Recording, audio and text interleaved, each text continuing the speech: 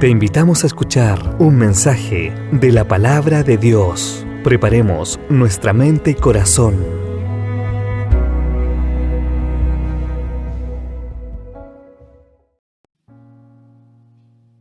Hola, Dios les bendiga, qué gusto poder compartir con ustedes en este día que el Señor nos ha regalado, donde Dios ha renovado su misericordia, y qué bendición estar con la iglesia Encuentro con Jesús en la ciudad de Los Ángeles, y nada más y nada menos con los pastores Jaime y Javiera, que los conozco desde que estuvieron estudiando acá en Buenos Aires, en el Instituto Bíblico Río de la Plata. Los tuve de alumnos en los 3 años que cursaron en diferentes materias, y después el regalo que el Señor me dio de poder compartir con ellos y todo el curso un viaje misionero a Venezuela. Ahí estuvimos por allá por el año 2013, y ver en ellos el corazón pastoral que tenían, porque en un viaje misionero uno los puede conocer desde diferente lugar, ver el amor, la gracia del Señor y ese amor fraternal y pastoral que tenían, y ahora verlos después de tantos años sirviendo al Señor como pastores en la iglesia, cuánto se me llena el corazón de gozo, de alegría, y de ver que han crecido y que son siervos de Dios, haciendo la voluntad de Dios donde el Señor los ha colocado. En el día de ayer tuvimos un tiempo muy especial hablando acerca de la crianza y de la educación de los hijos en el hogar, y fue de tanta bendición como creo que va a ser de bendición esta palabra que quiero compartir con todos ustedes. Le preguntaron en una oportunidad a un filósofo a qué edad debía comenzarse a educar a un hijo. ¿A qué edad comenzar a educar a un hijo? El filósofo se quedó pensando por un momento y entonces dijo: a los 20 años, antes de que nazca. Educarlo 20 años antes de que nazca. Eso nos hace pensar en educar a los padres del futuro hijo 20 años antes de que ese niño venga al mundo. Ahora, como nunca antes, estamos viviendo tiempos difíciles donde las familias están en crisis, donde los hijos están en crisis, donde las relaciones interpersonales dentro de las familias se están quebrando y se están tensando como nunca antes. Y eso se debe a que se han levantado, o al menos se sienten, por lo menos en este tiempo, enemigos en contra de la familia cristiana. Y de eso quiero compartir con ustedes en este día. Algunos enemigos que se levantan para enfrentarse a las familias cristianas en esta época. En primer lugar, vamos a mirar Romanos capítulo 12, versículos 1 y 2, que dice así la palabra del Señor. Así que, hermanos, os ruego por las misericordias de Dios que presentéis vuestros cuerpos en sacrificio vivo, santo, agradable a Dios, que es vuestro culto racional. No se conformen a este siglo, sino transformados por medio de la renovación de vuestro entendimiento, para que comprobéis cuál sea la buena voluntad de Dios, agradable y perfecta. El primer enemigo del que quiero hablarles es el modelo cultural, los modelos culturales que nos rodean. ¿Sí? El apóstol Pablo en el versículo 1 invita a los creyentes que recibieron la carta, y nos invita a nosotros también a que presentemos nuestras vidas en un sacrificio, pero esta vez un sacrificio vivo a Dios, porque a eso a Dios le agrada. Es nuestro culto, nuestra entrega racional, lógica, pensada.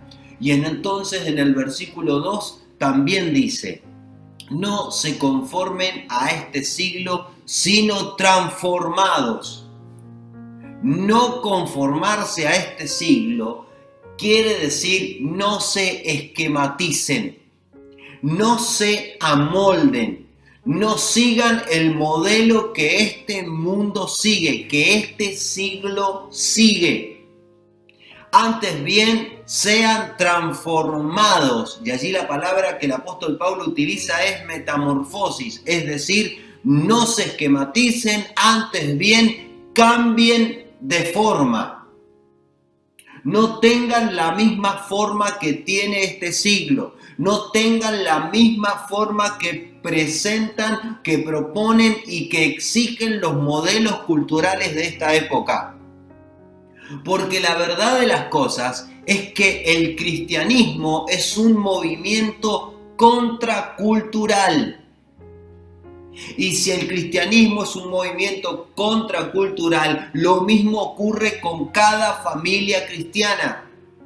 Cada familia cristiana tiene que entender que va en contra de la corriente, va en contra de la cultura que pretende imperar en este tiempo. Y a lo largo de todas las escrituras, desde el Antiguo Testamento hasta el Nuevo, de Génesis hasta Apocalipsis, el llamado a seguir a Dios, a responder la voz de Dios, a servir a Dios es contracultural. Va en contra de todo lo establecido y lo que todo el mundo conoce. Permítanme hacerles referencia a algunos ejemplos. Cuando Dios llamó a Abraham de Ur de los Caldeos, le dice: vete de tu tierra y de tu parentela a la tierra que yo te mostraré. El llamado que Dios le hace a Abraham es un llamado contracultural en diferentes aspectos. En primer lugar le dice: vete de tu tierra. Eso es contracultural, eso iba en contra de los modelos de la época. Porque la gente que vivía en idolatría jamás se atrevería a cambiarse de casa, a irse de su tierra. Nacían, crecían y morían en los mismos lugares. Porque ellos pensaban y consideraban que en el lugar donde vivían, solamente en ese lugar, sus dioses, sus ídolos, sus imágenes podían protegerlos. Nadie se atrevía a salir de esos límites, porque entonces consideraban que sus dioses no estarían fuera de tales límites para protegerlos. Y Dios le dice a Abraham: vete de tu tierra. Dios le está diciendo: soy capaz de protegerte y de cuidarte para donde vayas, incluso a la tierra que yo te mostraré. Porque en aquella época los viajeros, los mercaderes, los comerciantes que andaban de caravana en caravana, de ciudad en ciudad, de pueblo en pueblo, eran considerados ateos, forajidos, sacrílegos, que no creían en nada. Por eso andaban de un lugar a otro creyendo que ningún Dios los podía proteger. Dios le hace un llamado contracultural a Abraham y le dice: vete de tu tierra. Y encima le dice: y de tu parentela. Dios le está diciendo a Abraham: quiero que seas la cabeza de esta nueva empresa. Quiero que seas el líder de este nuevo emprendimiento. Cosa que le debe haber resultado muy raro a Abraham, porque decir: ¿cómo voy a ser yo la cabeza de esta empresa, de este emprendimiento que me estás ofreciendo, siendo que mi padre es el patriarca, siendo que él es la máxima autoridad? Dios le está diciendo: abandona a tu familia, abandona ese patriarcado, porque yo te voy a encomendar en una nueva aventura, en una nueva forma de vida. Y fíjense a tal punto que no obedece 100% a Abraham, porque cuando sale de su tierra, se lleva al padre.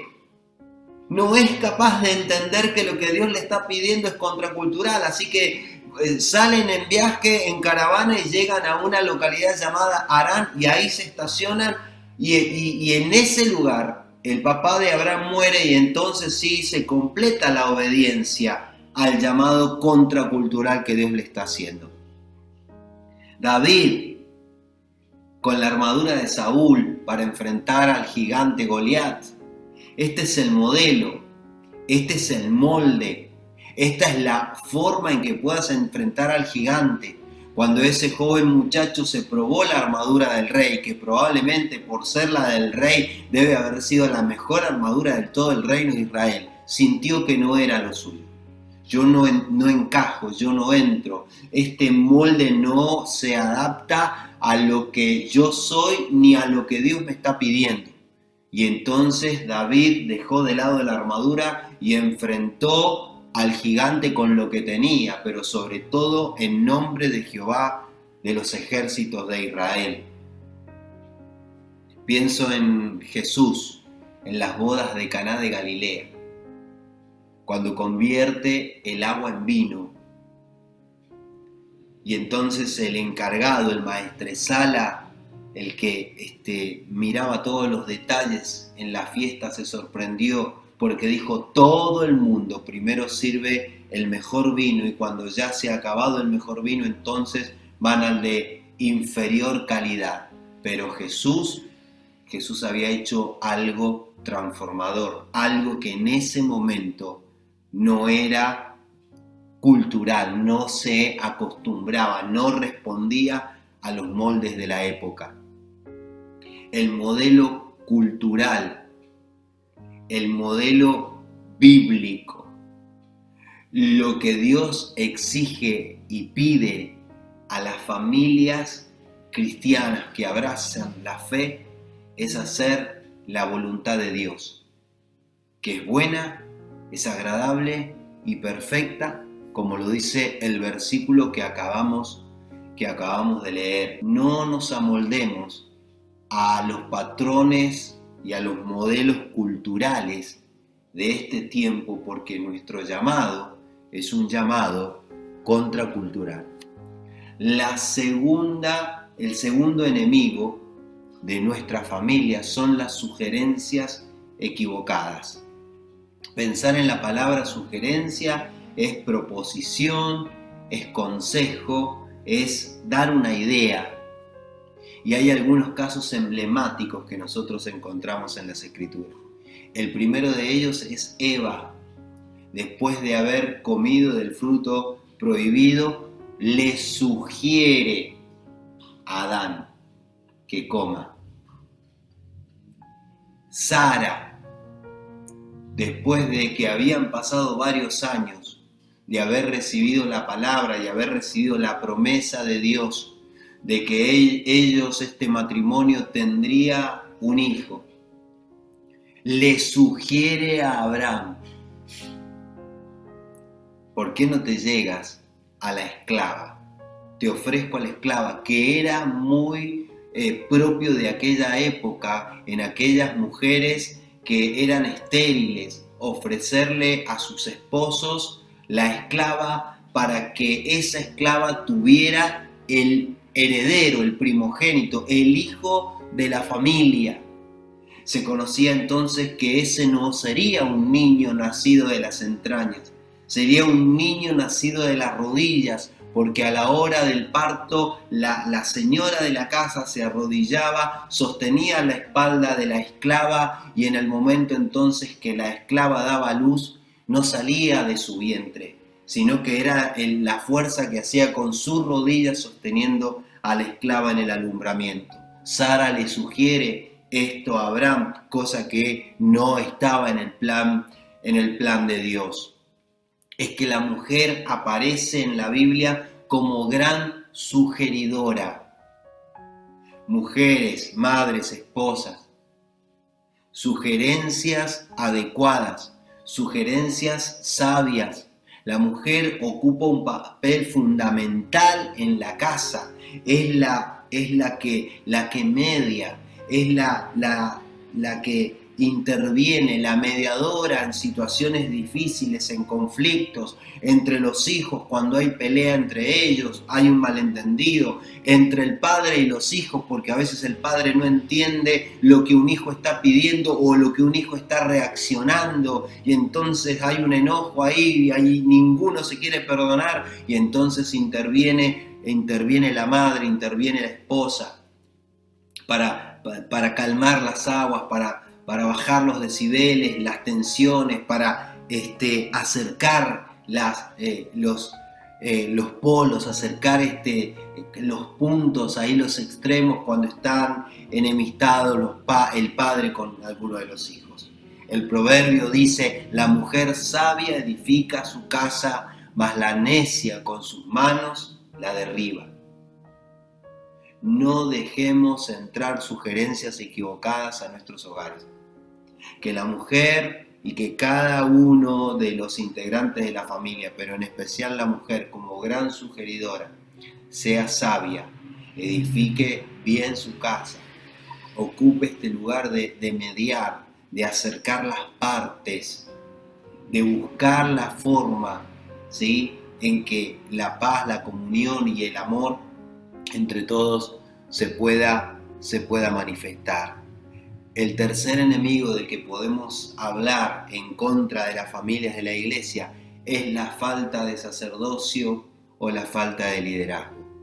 Primera de Pedro capítulo 2 versículo 9 dice así: mas vosotros sois linaje escogido, real sacerdocio, nación santa, pueblo adquirido por Dios, para que anunciéis las virtudes de aquel que os llamó de las tinieblas a la luz admirable. Cuando el apóstol Pedro replica estas palabras, las está tomando de Éxodo capítulo 19, cuando Dios a través de Moisés establece un pacto con Israel.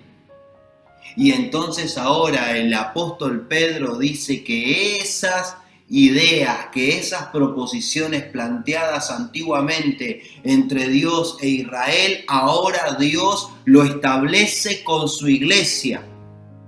Ustedes son linaje escogido, real sacerdocio, nación santa.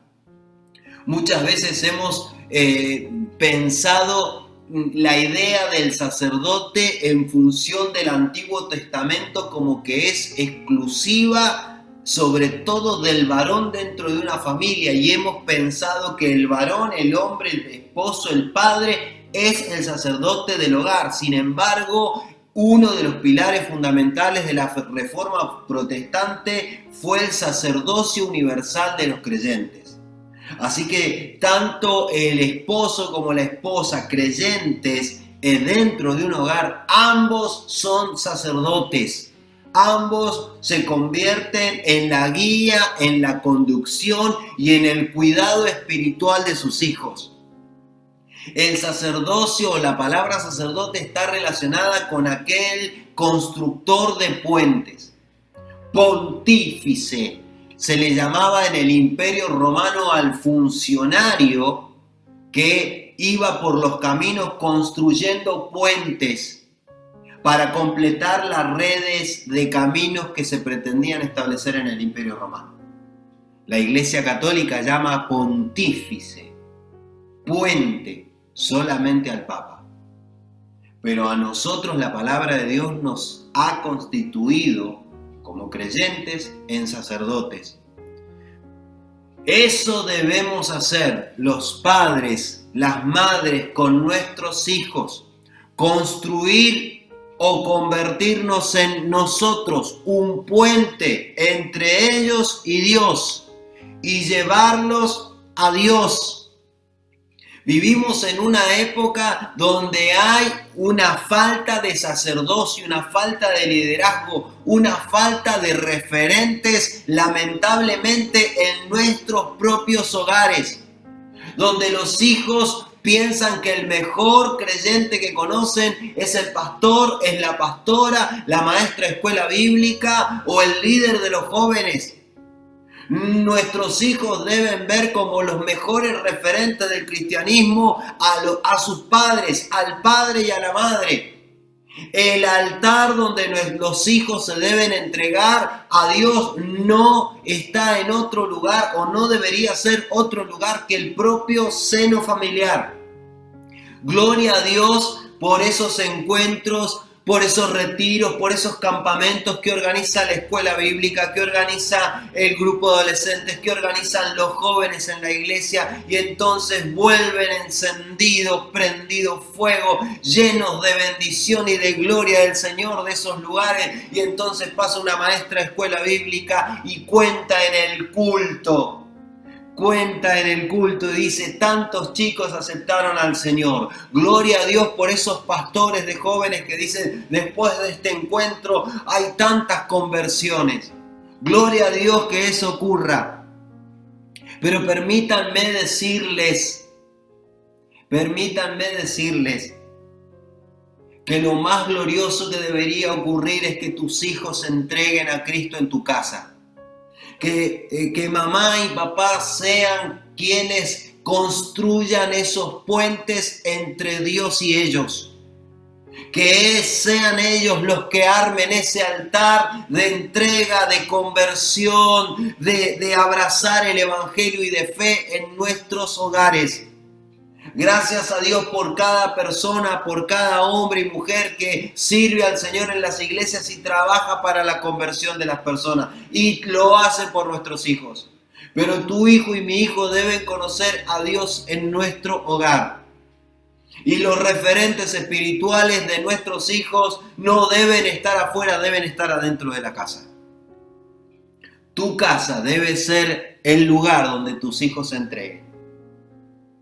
Tu lugar, tu función debe ser de sacerdote en la casa, constructor de puente entre Dios y ellos. El cuarto enemigo que puede enfrentar a las familias que pretende levantarse son las herencias vanas. Miren lo que dice Primera de Pedro, capítulo 1, versículo 17.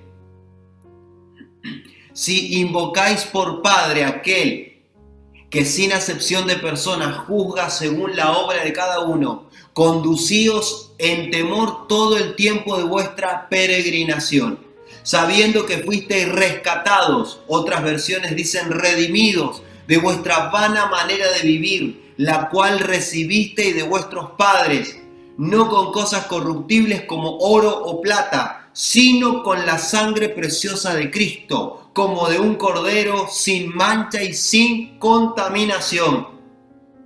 Este enemigo del que hablamos y de lo que dice este pasaje es la vana manera de vivir, una herencia vana, recibida de vuestros padres. No necesariamente es que literalmente es de mi padre y de mi madre. Está hablando más de vuestros antepasados. Una vana manera de vivir basada en cosas corruptibles. Tan corruptibles como dice el pasaje, como el oro o la plata. Vana manera de vivir, idolatrías, egoísmos, consumismo, materialismo. Cosas que van pasando de generación en generación, que se van aprendiendo de una familia a otra, de una generación a otra y se van repitiendo. El apóstol Pedro dice que hemos sido rescatados de esa vana manera de vivir. Ahora podemos vivir de otra forma. Ahora podemos tener un estilo de vida propio, diferente, distinto, único. Ahora podemos construir nuestra propia historia familiar. Me acuerdo cuando nos casamos con mi esposa. Yo soy mendocino, argentino, mi esposa es chilena, de Arica. Nos conocimos en Santiago cuando yo estudiaba en el Centro de Estudios Teológicos. Y ahí nos conocimos. Yo terminé los estudios, me gradué, me casé, nos casamos y nos fuimos a pastorear. Estuvimos por 2 años como pastores de jóvenes en la 8ª región, en Talcahuano. De hecho, nuestro hijo, que hoy tiene 22 años, nació en Talcahuano, en el Hospital Higueras. Y cuando nos casamos, los primeros esos tiempos fueron muy difíciles, de mucha fricción, de mucho contraste, de discutir mucho y cuál de los dos quería tener la razón. Hasta que en algún momento tomamos conciencia y dijimos, pero ¿por qué nos llevamos así? Si nos amamos, si entendemos que habernos casado fue la voluntad de Dios, ¿por qué llegamos a pelearnos por estas cosas? Y entonces entendimos que cada uno de nosotros venía con una prehistoria al matrimonio, al casamiento, con una historia familiar que una vez casado cada uno pretendió replicarla, pretendió repetirla. Así que por un lado ella quería repetir la manera, la cultura y las costumbres que traía de su hogar, y por el otro lado yo lo mismo. Así que éramos muy jóvenes, vivíamos en un lugar absolutamente nuevo y casi desconocido para nosotros, con gente que apenas estábamos conociendo, con una iglesia que apenas estábamos aprendiendo a servir y amar, muy jóvenes, muy inmaduros, con mucha diferencia entre ellas de nacionalidad. Así que en un momento, en un encuentro, tomando conciencia de todo esto, dijimos, no podemos seguir viviendo así. Nuestro matrimonio no tiene esperanza. Si no renunciamos a nuestra prehistoria y nos decidimos construir nuestra propia historia familiar. Desechar lo malo que traemos y lo bueno que hemos aprendido de nuestros padres, de la familia en la que crecimos, donde nos criamos, traerlo a la nuestra, pero adaptarlo a nuestra forma, a nuestros horarios, a nuestra realidad, a nuestras necesidades. Renunciamos a esa vana manera de vivir, apostando a construir una propia historia familiar. Y a partir de ahí nuestra relación comenzó a mejorar, fue distinta. Dios comenzó a bendecirnos y a darnos sabiduría. A tal punto de esa decisión que ya han pasado casi 25 años, vamos a cumplir el próximo año de casados. Dios nos ha ayudado aprendiendo a renunciar a esta vana manera de vivir. El último enemigo del que quiero hablarles son las ausencias. 44 veces aparece en la Reina Valera la palabra huérfano. En todas se hace referencia al cuidado y a la atención que se le debe prestar a los huérfanos. O si no, se denuncia a aquellos que desobedecieron, que desatendieron el amor, la protección, el cuidado, la atención a los huérfanos de sus entornos cercanos. A eso la Biblia le llama pecado. Jesús dijo en Juan 14, 18, no los dejaré huérfanos. Yo podría concebir, no podría entender, no podríamos concebir nuestro cristianismo, nuestra manera de vivir, si Jesús no hubiera mandado al Espíritu Santo. Nos sentiríamos solos, a la deriva. Pero ahí está el Espíritu Santo acompañándonos. Ahora, en el tiempo que nosotros estamos viviendo en un tiempo de ausencias, un tiempo de orfandad. Está levantándose una generación huérfana. Y lo más contradictorio de esto, no es una generación huérfana porque hemos pasado por la guerra, porque hemos pasado por la pandemia y hay mucha gente que ha quedado sin padres porque han habido muchos exilios y entonces los hijos quedaron sin padre y sin madre. Lo contradictorio es que estamos en una generación que se siente huérfana aún teniendo padre y madre. Este último enemigo del que les quiero hablar son las ausencias en nuestros hogares. Crianzas ausentes, hijos que se crían solos. teniendo padre y teniendo madre, una madre y un padre que trabajan. Y es verdad, es necesario el trabajo, pero a veces es mucho más fácil trabajar, es mucho más fácil estar afuera de la casa con la cabeza en otras cosas que prestándole atención a nuestros hijos. Hombres y mujeres que prefieren estar fuera de su casa que venir y estar con sus hijos, compartir un tiempo y atenderlos y tolerarlos y acompañarlos. Vivir en un tiempo donde están huérfanos. ¡Qué triste! Entonces el padre y la madre, cuando el hijo como decimos acá en la Argentina, le pasa factura y le dice, no estuviste conmigo. No estuviste conmigo en un acto escolar, no estuviste conmigo en este logro, no estuviste conmigo cuando pasó esta situación especial en mi vida. Y los padres dicen, pero yo estaba trabajando para comprarte, para ofrecerte, para llevarte de viaje. Pero lo más importante no es lo que me puedas dar. Tú eres lo más importante, tú eres lo que yo necesitaba. Padres y madres que estamos aquí presentes.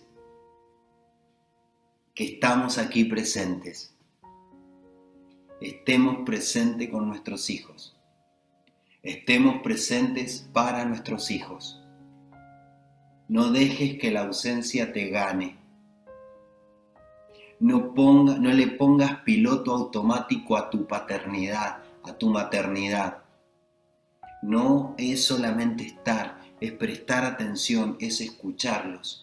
Es dejar de lado todo lo que estamos haciendo, dejar de lado el celular, dejar de lado el trabajo, dejar de lado todo y prestarles atención y convivir y participar y estar con ellos y ofrecerles el tiempo que ellos necesitan.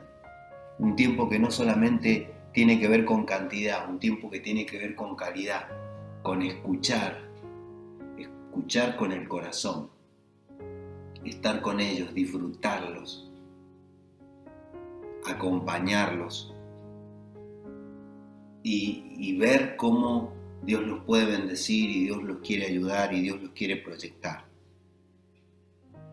En estos tiempos de crisis familiares, prestémosle atención a estos enemigos que se pretenden levantar en contra de la familia. Modelos culturales, sugerencias equivocadas, falta de liderazgo dentro del hogar, herencias vanas y ausencias. Oremos en este momento por esta palabra que acabamos de escuchar. Señor, en el nombre de Jesús oramos agradecidos por esta palabra. Yo sé que tu Espíritu Santo está ministrando a cada padre, a cada madre, a cada hijo, Señor, que está siguiendo esta transmisión en el nombre poderoso y glorioso de Jesucristo. Señor, nos has llamado y nos has dado poder por tu Espíritu y tu palabra para vencer todo enemigo que pretenda levantarse contra la familia en Cristo Jesús. Oro por cada padre, por cada madre, por cada hijo, por el rol, por la responsabilidad, por la función que cada uno tiene que hacer a la luz de tu palabra, conforme a la voluntad de Dios que es buena, agradable y perfecta. Señor, oro por cada familia de la iglesia, de nuestros hermanos, de los pastores, por cada familia en el nombre de Jesús de la iglesia, encuentro con Jesús. Sean fuertes, sean firmes, sean estables, crezcan en el nombre de Jesús en la fe, se desarrollen y muchas generaciones puedan ser salvadas. Señor, los padres que hoy creen, los hijos que están en el hogar y todas las generaciones que vendrán de aquí en adelante. En el nombre glorioso y poderoso de Jesús. Amén y amén.